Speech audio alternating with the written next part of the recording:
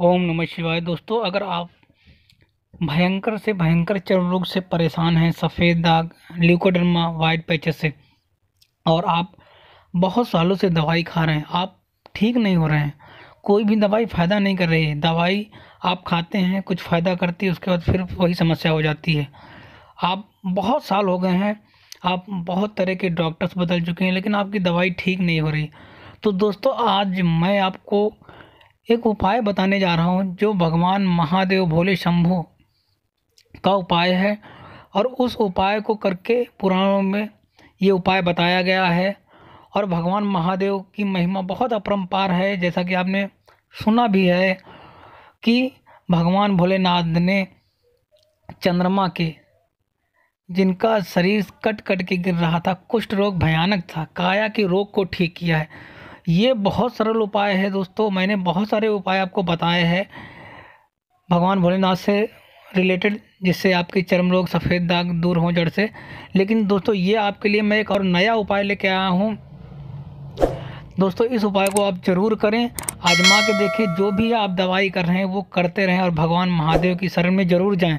आप वो जो दवाई भी लें, उनको ये कहें कि हे प्रभु, ये औषधि है, ये आपको मैं दिखाकर, आपको प्रणाम करके मैं ये दवाई ले रहा हूँ। और दवाई खाने से पहले आपको एक मंत्र मैं बताऊंगा, उस मंत्र का आप जरूर जाप करें। आप देखेंगे कि आपकी बीमारी, मैं कहता हूं, बिल्कुल जड़ से ख़त्म हो जाएगी, कितनी ही पुरानी क्यों ना हो। आप दवाई भी करिए और दुआ के बारे में हम बताएंगे, जिससे आप पूरी तरह स्वस्थ हो जाएंगे। दोस्तों, हमारी फैमिली में, यूट्यूब फैमिली में 50,000 लोग लगभग इस चीज़ का लाभ उठा रहे हैं। तो आपको मैं वो उपाय बताने जा रहा हूँ, आप कॉपी पेन कलम लेकर रख लीजिए अभी।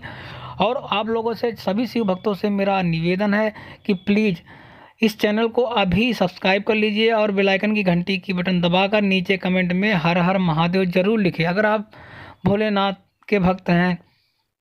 और एक पुण्य का काम जरूर करें, इस वीडियो को शेयर करें। तो सबसे पहले आपको करना क्या है, आपको सोमवार के दिन ये उपाय करना है, क्योंकि भगवान भोलेनाथ के का जो दिन है, सबसे प्रिय दिन है सोमवार का दिन। और अगर सोमवार का दिन आप नहीं कर पाते हैं, तो आप प्रदोष के दिन, जिस दिन प्रदोष व्रत हो, उस दिन आप करिए। आपको अमरूद लेना है। हाँ दोस्तों, अमरूद फल होता है, गोआवा बोलते हैं इंग्लिश में। ये आपको फल लेना है। और आपको जिस दिन भी अच्छी तिथि, जैसे प्रदोष का हो या मासिक शिवरात्रि हो, आप सोमवार का दिन है, उस दिन आप करिए। आपको नहा धोकर मंदिर में जाना है, और जो अमरूद है, गोआवा का फल अमरूद है, उसको भी लेके जाना है आपको साथ में मंदिर। और अपने घर से 1 लोटा जल लेके जाइए, और कोशिश कीजिए कि 11 बेलपत्र लेके जाइए, 11, 21, या जितनी भी आपकी सामर्थ हो। और उसके बाद भगवान को धूप बत्ती और सफ़ेद फूल लेके जाइए। तो आपको मंदिर जाना है, उसके बाद भगवान की को जल से अभिषेक करना है, और भगवान से प्रार्थना करनी है, शिव चालीसा का पाठ करना है, और ओम नमः शिवाय मंत्र का जाप करना है 108 बार। और शिव चालीसा नहीं भी करते हैं, तो आपको 108 बार ओम नमः शिवाय मंत्र का जाप जल चढ़ाने के बाद शिवलिंग के सामने बैठकर आपको जरूर करना है। उसके बाद आपको, जब आप पूजा करते हैं, पूजा करने के बाद आपको एक चीज़ का ध्यान रखना है कि आप धूप बत्ती पूजा करने के बाद, जब आप पूजा स्टार्ट करते हैं, तो सबसे पहले आपको गणेश जी को प्रणाम जरूर करना है पूजा शुरू करने से पहले। क्योंकि कहा गया ना कि वक्रतुंड महाकाय सूर्य कोटि समप्रभा निर्विघ्नं कुरु देवी सर्व कार्य सर्वदा, सब कुछ काम को सफल गणेश जी ही बनाते हैं। तो आपको गणेश के इस मंत्र का जाप करना है, उनको प्रणाम करना है, उनको फूल अर्पित करना है, और लाल टीका लगाना है उनके मस्तक पर। उसके बाद माता का स्मरण करना है, जो भी आपको मंत्र माँ का पता हो, उस मंत्र का जाप करिए। दुर्गा का ओम जयंती मंगला काली भद्रकाली कपालिनी कपालिनी दुर्गा क्षमा शिवा धात्री स्वाहा स्वधा नमोस्तुते, आपको जो भी मंत्र बताओ, ये इस मंत्र का जाप करना है। उसके बाद फिर माँ को भी आपको टीका लगाना है लाल रंग का, और माँ को पुष्प अर्पित करना है। इतना करने के बाद फिर शिव आराधना करना है।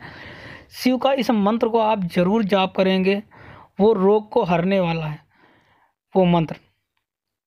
तो दोस्तों, उस मंत्र को जाप श्री शिवाय नमस्तुभ्यम, ये मंत्र आपको 21 बार बोलना है। इतना बोलने के बाद दोस्तों आपको अपने हाथ में फल लेना है, अमरूद का फल, गुआवा का फल लेना है, वो भगवान और दोस्तों शिव जी के सामने दोस्तों। लेकिन आपको ये ध्यान रखना है कि ये जो उपाय आपको करना है वो पारद के शिवलिंग पे ही करना है। पारद का ही शिवलिंग होना चाहिए और कोई शिवलिंग नहीं। उज्जैन में भी पारद का शिवलिंग है, हरिद्वार में भी पारद का शिवलिंग है, आपके आसपास मंदिर में जहाँ आप कहीं भी पारद का शिवलिंग मिल जाए।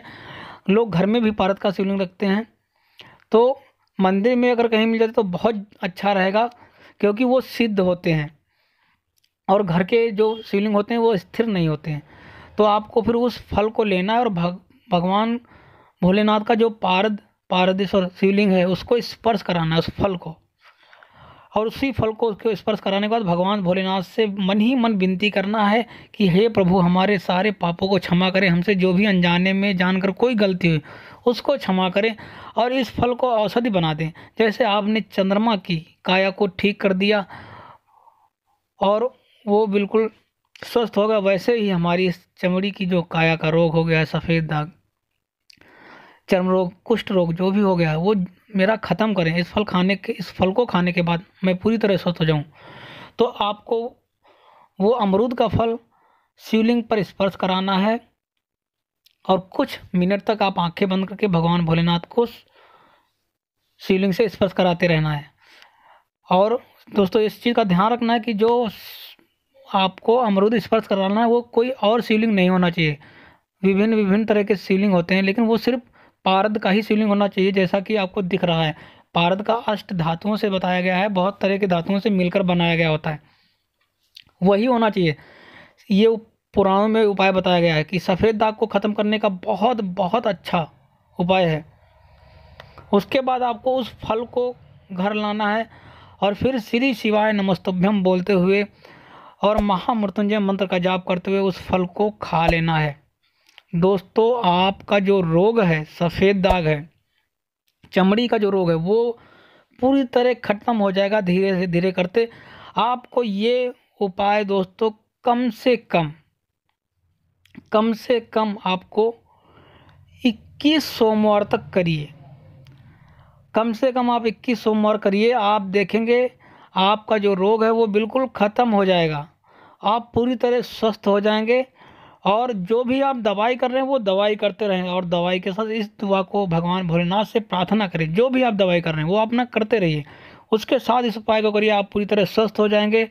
बस आपसे मेरा यही विनम्र निवेदन है कि ये उपाय सिर्फ पारद के शिवलिंग पे ही कीजिएगा।